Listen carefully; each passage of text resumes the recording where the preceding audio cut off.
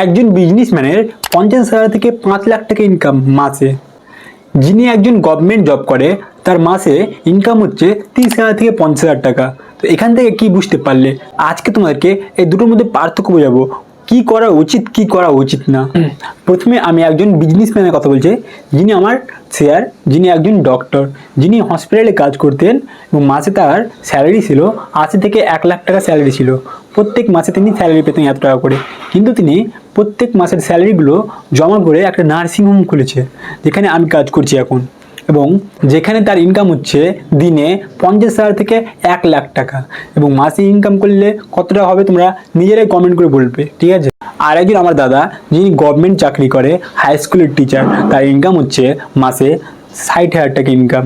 তিনি একজন অঙ্কের টিচার বলে তার ইনকাম হচ্ছে 60,000 টাকা।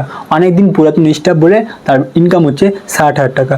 একজন মাস ইনকাম করছে 60,000 টাকা, যিনি গভর্নমেন্ট জব করছে।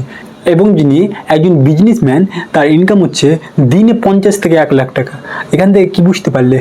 এত টাকা ইনকাম হবে তা তুমি কল্পনাও করতে পারবে না। সেই জন্য বলছি, প্রত্যেকে বিজনেস শুরু করো। তোমার বয়স এখন ধরো স্কুল লাইফে প্রথমে তোমার টার্গেট থাকবে যে আমি বিজনেস করব। প্রত্যেক মাসে টাকা তুমি জমায়েত করো, এবং অনলাইনে অনেক বিজনেস হয়, সেগুলো জানতে চাইলে অবশ্যই কমেন্ট করবে। আমি এখন অনলাইন বিজনেস করছি, কারণ আমি একটা নার্সিংহোমে কাজ করেছি। প্রত্যেক মাসে আমি কিছুটা স্যালারি পাই, ওখান থেকে আমি অনলাইন বিজনেস করছি। তোমরাও যদি অনলাইন বিজনেস করতে চাও তাহলে অবশ্যই কমেন্ট করবে। কিন্তু অনলাইনে থেকে অফলাইন বিজনেসটা অনেক বড়। অনলাইনে যত টাকা হয় অফলাইনে তার 3 গুণ 4 গুণ টাকা হয়। তো অফলাইন বিজনেসটা আমি প্রেজেন্ট করব। তোমরাও যদি অনলাইন বিজনেস এবং অফলাইন বিজনেস সম্পর্কে A to Z তথ্য পেতে চাও তো অবশ্যই চ্যানেলটাকে সাবস্ক্রাইব করে রাখো এবং একটা লাইক করো। পরবর্তী ভিডিওগুলো এর উপরেই আসবে।